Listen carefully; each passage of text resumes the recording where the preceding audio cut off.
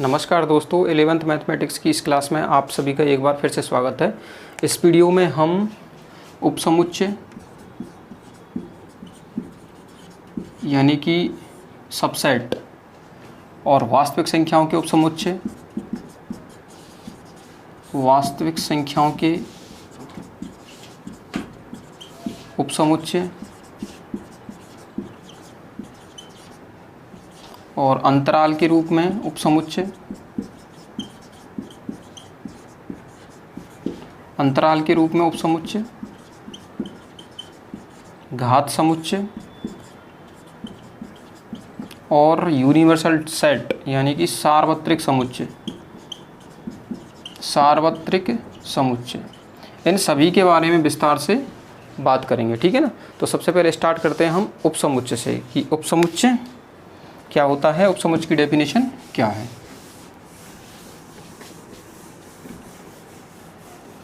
उपसमुच्चय सबसेट, यदि दो समुच्चय ए तथा बी इस प्रकार हैं, यदि कोई दो समुच्चय ले लिए हमने, दो समुच्चय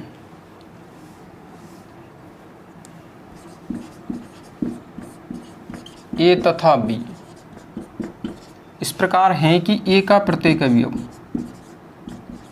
ए का प्रत्येक अवयव बी में हो, यदि समुच्चय ए का प्रत्येक अवयव समुच्चय बी में हो तो समुच्चय ए समुच्चय बी का उपसमुच्चय कहलाता है। क्या कहलाता है? सबसेट कहलाता है। वैसे भी आपको स्पष्ट हो रहा है, जब समुच्चय ए का प्रत्येक अवयव समुच्चय बी में है तो निश्चित रूप से समुच्चय ए समुच्चय बी से क्या होगा? छोटा होगा। और समुच्चय ए समुच्चय बी में कंटेन कर रहा है, क्योंकि समुच्चय ए का प्रत्येक अवयव किस में है? समुच्चय बी में है। तो फिर ए बी का उपसमुच्चय कहलाता है और इसको हम ए सबसेट ऑफ बी के द्वारा व्यक्त करते हैं। इसको कैसे पढ़ेंगे हम? A subset of B, A B का उपसमुच्चय है, ए बी का उपसमुच्चय है और इस स्थिति में बी ए का अधिसमुच्चय होगा, जिसको हम बोलते हैं सुपरसेट। बी क्या कहलाएगा इस स्थिति में? Superset of A, superset of A कहलाता है। बी ए का अधिसमुच्चय कहलाता है। क्या कहलाता है? अधिसमुच्चय। ठीक है। तो ये दोनों वर्ड आपको ध्यान रखने हैं, एक तो अधिसमुच्चय और एक सबसेट उपसमुच्चय। ठीक। एग्जाम्पल के द्वारा इसको आसानी से हम समझ सकते हैं। जैसे कि a इक्वल टू मैंने ले लिया 1 2 3 4 और सपोज कीजिए एक समुच्चय b है 1 2 3 4 5 6 8। तो आपको स्पष्टतः क्लियरली दिख रहा है कि ए का प्रत्येक अवयव किस में है? बी में है। समुच्चय ए का प्रत्येक अवयव समुच्चय बी में है। इट मीन्स समुच्चय ए समुच्चय बी का क्या है? सबसेट है। तो इसको हम कहेंगे A subset of B, A subset of B मतलब ए बी का उपसमुच्चय है। इसमें एक बात और आपको ध्यान रखनी है, कई बार आपको ऐसे देखने को मिलेगा।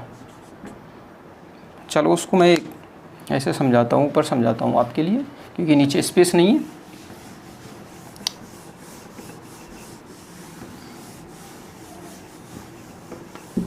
कई बार सबसेट में हमें ये साइन और देखने को मिल जाता है, ए सबसेट ऑफ बी, इसमें इक्वल टू का साइन और आता है।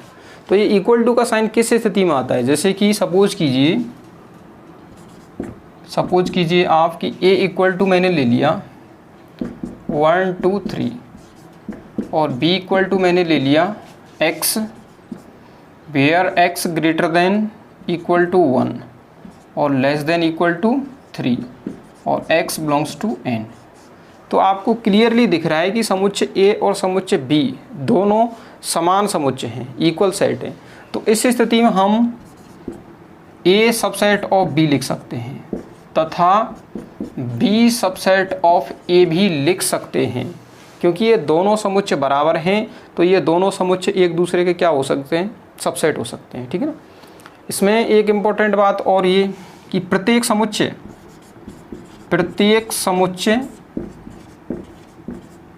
स्वयं का उपसमुच्चय होता है। बहुत इंपॉर्टेंट फैक्ट है ये। प्रत्येक समुच्चय स्वयं का उपसमुच्चय होता है, यानी कि कोई सेट ए ले लिया तो ए निश्चित रूप से ए का क्या होता है, सबसेट होता है। ठीक है, ये इंपॉर्टेंट बात आपको ध्यान रखनी है। सेकंड इंपॉर्टेंट फैक्ट इसमें यह है कि रिक्त समुच्चय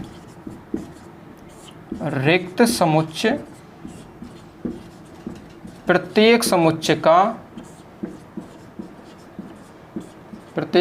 का उपसमुच्चय होता है। ऐसा क्यों है? क्योंकि रिक्त समुच्चय में एक भी एलिमेंट नहीं होता, इसलिए वो प्रत्येक समुच्चय का क्या होगा, उपसमुच्चय होगा। ठीक है ना, मतलब फाई सबसेट ऑफ ए, यदि ए कोई भी समुच्चय है तो निश्चित रूप से फाई उसका क्या होगा, सबसेट होगा। तो दो ये इंपॉर्टेंट पॉइंट आपको ध्यान रखने हैं। इसके बाद में देखते हैं नेक्स्ट है वास्तविक संख्याओं के समुच्चय के उपसमुच्चय। ठीक है ना, तो जो ये नेचुरल नंबर हम लोग पढ़ चुके हैं, प्राकृत संख्या, natural number 1 2 3 dot dot dot इस टाइप से। होल नंबर भी हम पढ़ चुके हैं, 0 1 2 3 डॉट डॉट डॉट इस टाइप से।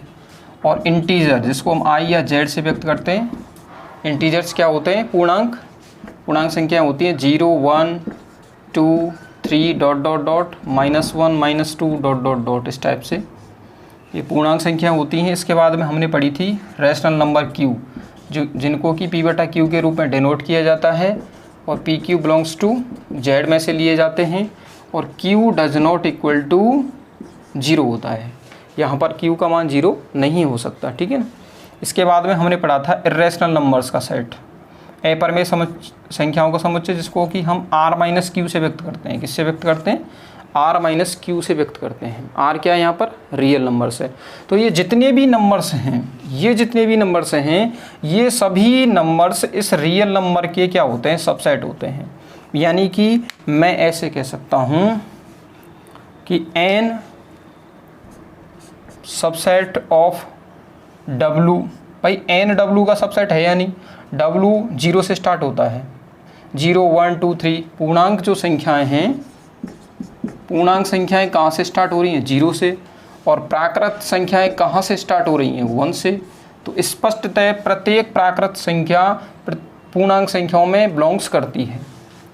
प्रत्येक प्राकृत संख्या पूर्णांक संख्याओं के समुच्चय में बिलोंग्स करती है। इट मीन्स प्राकृत संख्याओं का समुच्चय निश्चित रूप से पूर्णांक संख्याओं के समुच्चय का क्या होगा, उपसमुच्चय होगा। ठीक है ना, तो हम कह सकते हैं n सबसेट ऑफ क्या होगा, w। इसी प्रकार w सबसेट ऑफ क्या होगा, z, और z सबसेट ऑफ क्या होगा, q, z subset of q होगा। क्योंकि देखो q जो परमेय संख्याओं का जो समुच्चय है ना, तो प्रत्येक पूर्णांक संख्या परमेय संख्या होती है, क्योंकि प्रत्येक पूर्णांक संख्या को हम p बटा q के रूप में लिख सकते हैं। कैसे लिख सकते हैं, जैसे 2 है तो 2 को 2/1 लिख सकते हैं, 0 को क्या लिख सकते हैं, 0/1 लिख सकते हैं। तो प्रत्येक पूर्णांक संख्या को हम p बटा q के रूप में लिख सकते हैं। इसलिए प्रत्येक पूर्णांक संख्या परमेय संख्याओं के समुच्चय का क्या होती है, उपसमुच्चय। It means z subset of q, z subset of q होता है, और ये सभी किसका सबसेट होते हैं, r का सबसेट होते हैं, वास्तविक संख्याओं के समुच्चय का सबसेट होते हैं। ठीक है, और जो ये इर्रेशनल नंबर है r माइनस क्यू, ये भी वास्तविक संख्याओं के समुच्चय का क्या होता है, सबसेट होता है। तो ये लाइन आपको याद रखनी है कि n w z q r, और एक और होता है रियल नंबर से भी बड़ी नंबर है, जिसको हम कॉम्प्लेक्स नंबर बोलते हैं। जिसको क्या बोलते हैं हम, कॉम्प्लेक्स नंबर, सम्मिश्र संख्या, जिसे हम नेक्स्ट चैप्टर नंबर 5 है उसमें पढ़ेंगे सम्मिश्र संख्या को। ठीक है, तो ये लाइन आपको एज इट इज़ याद कर लेनी है कि n w z q r c, n w z q r c। ठीक है, ये होते हैं वास्तविक संख्याओं के समुच्चय के उपसमुच्चय। इनको रिटर्न करो। हाँ, अब देखिए अंतराल के रूप में उपसमुच्चय। ठीक है ना, तो सबसे पहले तो हमें ये समझना है कि खुला अंतराल यानी कि विवृत अंतराल, विवृत अंतराल, ओपन इंटरवल, ओपन इंटरवल ये क्या होता है, ओपन इंटरवल क्या होता है, ठीक है ना। अंतराल देखो, जैसे रियल लाइन हमने ले ली, वास्तविक संख्या रेखा, ये 0 है, और यहाँ मैंने कोई पॉइंट ले लिया 1, और यहाँ पर पॉइंट मान लिया हमने 2 मान लिया, ठीक है ना। तो 1 से 2 का अंतराल, तो 1 से 2 का अंतराल कहाँ से स्टार्ट होगा, 1 से स्टार्ट होगा 2 तक जाएगा, और 1 और 2 के मध्य का प्रत्येक पॉइंट यानी कि प्रत्येक संख्या इस अंतराल में शामिल होगी। तो सबसे पहले बात करते हैं विवृत अंतराल। तो ये विवृत अंतराल क्या होता है, इसको हम सदैव ऐसे व्यक्त करते हैं, इसको पढ़ेंगे open interval A B, open interval A B. अब देखिए ये ओपन इंटरवल क्या होता है, ओपन इंटरवल ए बी को हम संख्या रेखा पर ऐसे व्यक्त कर सकते हैं। पहले तो इसकी परिभाषा देखते हैं। Open interval A B equal to होता है X, where X greater than A और लेस देन बी, और X belongs to R. X किसका एलिमेंट है, आर का एलिमेंट है, और इस ओपन इंटरवल को हम संख्या रेखा पर इस प्रकार से व्यक्त करेंगे, जैसे कि ये हमने ए मान लिया और ये क्या मान लिया, बी मान लिया। तो ओपन इंटरवल ए बी का मतलब होता है इसमें ए और बी के अतिरिक्त, ए और बी के अतिरिक्त इनके मध्य का प्रत्येक एलिमेंट शामिल है। मतलब इसको आप ऐसे दिखा सकते हैं, इसको सपोज करो यहाँ से ओपन दिखा दो और बी पर ओपन दिखा दिया, मतलब पॉइंट ए और बी शामिल नहीं है, इनके अतिरिक्त इनके मध्य का प्रत्येक एलिमेंट इसमें शामिल है, जिसको कि हम डार्क दिखा देते हैं, ठीक है ना। तो ओपन इंटरवल ए बी का मतलब क्या है, ए और बी का प्रत्येक पॉइंट, ए और बी के मध्य का प्रत्येक पॉइंट यानी कि ए और बी के मध्य की प्रत्येक संख्या इस इंटरवल में शामिल है, ए और बी को छोड़कर। बाउंड्री पॉइंट ए और बी शामिल इसमें नहीं है, इसको बोलते हैं हम ओपन इंटरवल ए बी। अब बात करते हैं क्लोज्ड इंटरवल, समृत अंतराल, समृत अंतराल।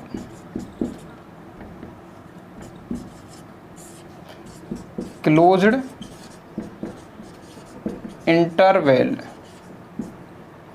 अब ये क्लोज्ड इंटरवल क्या होता है, इसको हम क्लोज इंटरवल ए बी के द्वारा दर्शाते हैं। कैसे पढ़ेंगे इसको, क्लोज्ड इंटरवल ए बी, समृत अंतराल ए बी बराबर X where X greater than equal to A less than equal to B और एक्स बिलोंग्स टू आर। इसका मतलब क्या है कि इस अंतराल में ए और बी के मध्य की प्रत्येक संख्या के साथ साथ बाउंड्री पॉइंट ए और बी भी शामिल हैं। बाउंड्री पॉइंट ए और बी ये दोनों शामिल हैं और इनके मध्य का प्रत्येक संख्या है ना, वो इसमें शामिल है। इसको संख्या रेखा पर हम ऐसे दर्शा सकते हैं, समृत अंतराल को संख्या रेखा पर ऐसे दर्शाएंगे, जैसे यहाँ सपोज करो ए मान लिया और यहाँ बी है, तो इसको ऐसे डार्क कर दो। ए और बी के मध्य की प्रत्येक संख्या इसमें शामिल है और ए और बी ये दोनों भी शामिल हैं, तो इनको भी हम क्या कर देंगे, डार्क। यहाँ पर हमने ए और बी को ओपन दिखाया था क्योंकि इसमें ए और बी शामिल नहीं थे। इसमें बाउंड्री पॉइंट शामिल होते हैं और इसमें बाउंड्री पॉइंट शामिल नहीं होते हैं, ठीक है ना। तो ये हो गए ओपन इंटरवल और क्लोज्ड इंटरवल। नेक्स्ट है अर्धसमृत और अर्धविवृत अंतराल, ठीक है ना। तो अर्धसमृत और अर्धविवृत अंतराल को हम इस प्रकार से डिनोट करेंगे, जैसे मैंने ये ले लिया, ये एक साइड से तो क्लोज्ड है और एक साइड से क्या है, ओपन है, इसलिए हम इसको क्या बोलेंगे, अर्धसमृत और अर्धविवृत अंतराल। Equal to X where X greater than equal to A less than B और एक्स बिलोंग्स टू आर। इसका मतलब क्या है कि इसमें ए तो शामिल है, बाउंड्री पॉइंट ए शामिल है, लेकिन बाउंड्री पॉइंट बी शामिल नहीं है और ए और बी के मध्य का प्रत्येक एलिमेंट इसमें शामिल है, ठीक है ना। इसको संख्या रेखा पर हम इस प्रकार से डिनोट करते हैं, जैसे यहाँ पॉइंट मैंने ए मान लिया और यहाँ मान लिया मैंने बी, तो बी पर तो हम दिखाएंगे ओपन और ए पर क्या दिखाएंगे, क्लोज्ड। इसका मतलब क्या है, ए इसमें शामिल है, बी शामिल नहीं है और ए और बी के मध्य का प्रत्येक एलिमेंट इसमें शामिल है। तो इस टाइप से हम इसको दिखा सकते हैं, ठीक है। ऐसे ही नेक्स्ट है अर्धसमवृत्त और अर्धविवृत्त में एक और इंटरवल होता है, ओपन इंटरवल ए और बी क्लोज मान लिया। ये बाईं तरफ से क्लोज्ड है और दाईं तरफ से क्या है, ओपन। ये बाईं तरफ से ओपन है और दाईं तरफ से क्या है, क्लोज्ड है, ठीक है ना। इसकी परिभाषा ये होती है x where x greater than a less than equal to b, less than equal to b और x बिलोंग्स टू r। कहने का मतलब a और b के मध्य का प्रत्येक एलिमेंट इसमें शामिल है, ठीक है ना। और बाउंड्री पॉइंट b ये भी शामिल है, बट बाउंड्री पॉइंट a शामिल नहीं है। इसको संख्या रेखा पर हम ऐसे डिनोट करते हैं, ये a मान लिया मैंने, ये b मान लिया, ठीक है।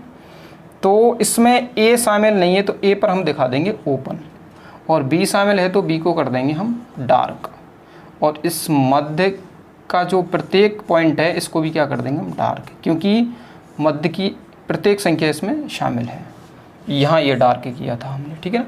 तो ये हो गए आपके अर्धसमवृत्त और अर्धविवृत्त अंतराल। ये आगे बहुत काम आएंगे, तो इनको अभी से आपको क्लियर कर लेना है। नेक्स्ट देखिए पावर सेट, बहुत ही इंपॉर्टेंट टॉपिक है ये। पावर सेट घात समुच्चय, ठीक है। इसकी डेफिनेशन होती है किसी समुच्चय ए की, किसी समुच्चय ए के सभी संभव उपसमुच्चयों का समुच्चय क्या कहलाता है, ए का घात समुच्चय कहलाता है।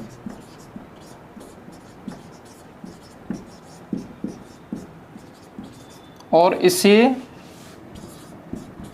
पावर सेट ऑफ ए से व्यक्त करते हैं। किससे व्यक्त करते हैं, पावर सेट ऑफ ए से व्यक्त करते हैं। कैसे, एग्जाम्पल के द्वारा ये स्पष्ट हो जाएगा। जैसे आपने एक एग्जाम्पल ले लिया, कोई सेट है ए बी, ये सेट मैंने ले लिया, इसमें एलिमेंट ए और बी, दो एलिमेंट है, ठीक है ना। तो किसी समुच्चय ए के सभी संभव उपसमुच्चयों का समुच्चय, तो इस सेट के कौन कौन से उपसमुच्चय हो सकते हैं, ठीक है ना। मैंने आपको एक लाइन लिखाई थी कि रिक्त समुच्चय फाई प्रत्येक समुच्चय का उपसमुच्चय होता है। तो एक तो इसका उपसमुच्चय हो गया फाई, ठीक है ना। एक उपसमुच्चय हो जाएगा ये वाला सेट, कि इसमें ए के एलिमेंट मैंने ए ले लिया, तो ये निश्चित रूप से इसका क्या होगा, सबसेट होगा, क्योंकि ए इसमें है, ठीक है ना।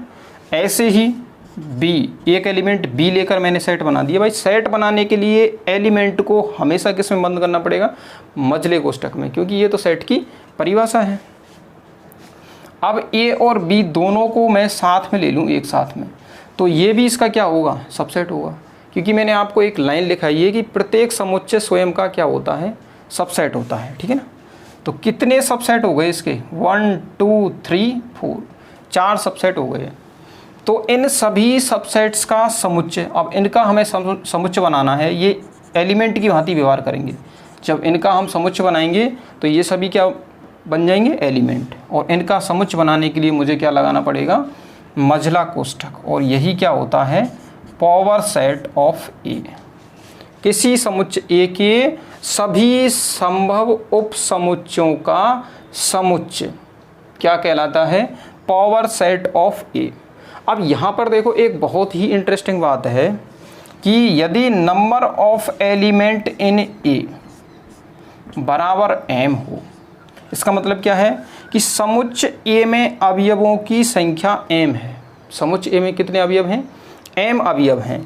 तो इसके घात समुच्चय यानी कि number of element in power set of A, इसके घात समुच्चय में अवयवों की संख्या कितनी होगी, 2 की पावर m होगी। बहुत ही ज़्यादा इम्पोर्टेंट फॉर्मूला है ये। फॉर्मूला आपको ध्यान रखना है कि यदि किसी समुच्चय में अवयवों की संख्या m हो तो इसके घात समुच्चय में अवयवों की संख्या 2 की पावर m होगी।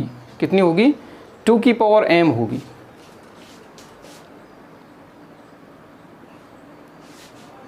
ठीक है ना। इसको हम इस एग्जाम्पल के द्वारा भी समझ सकते हैं। कैसे?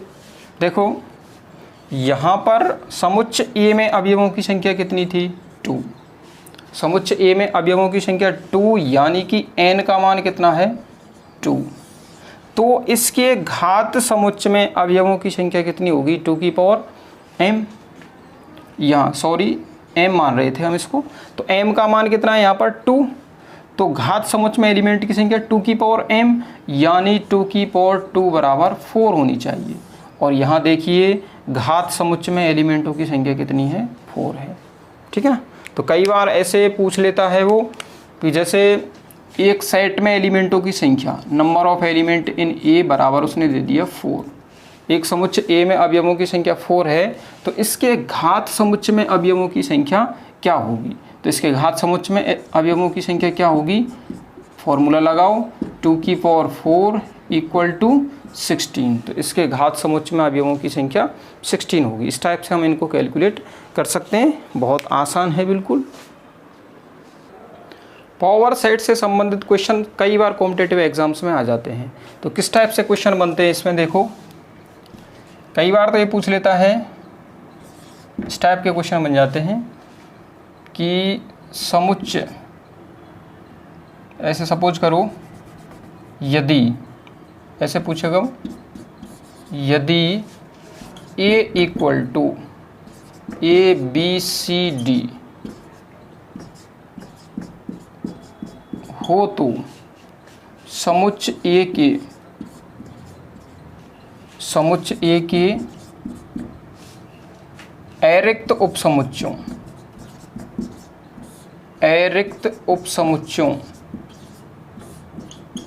की संख्या ज्ञात करो।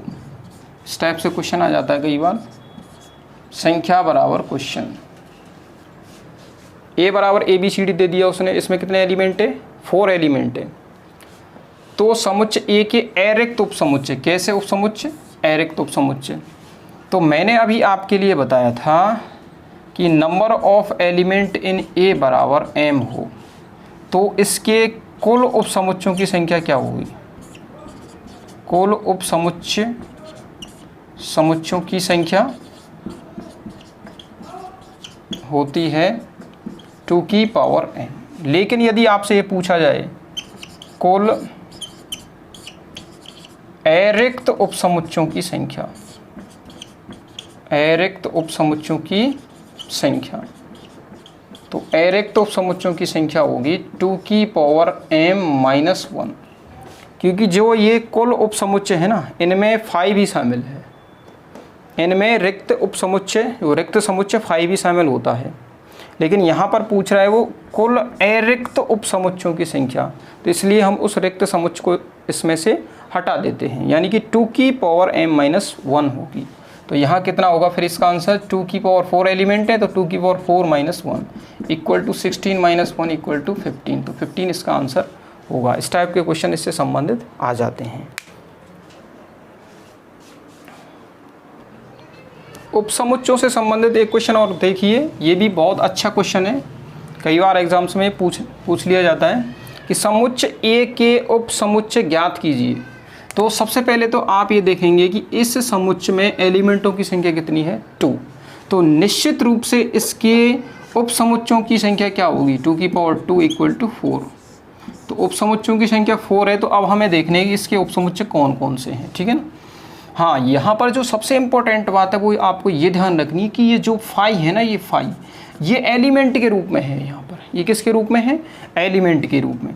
और आपको पता है किसी भी जो रिक्त समुच्चय 5 होता है ना, वो प्रत्येक समुच्चय का क्या होता है? उपसमुच्चय। तो एक तो इसका उपसमुच्चय हो गया 5, ठीक है ना।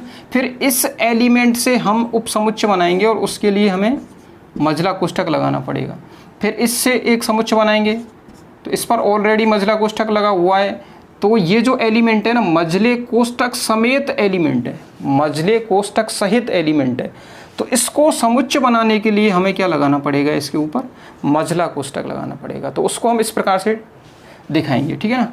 फिर इन दोनों एलिमेंटों को लेकर एक समुच्चय बनाएंगे। तो 5 पर मझला कोष्ठक और समुच्चय बनाने के लिए इस पर क्या लगा देंगे हम?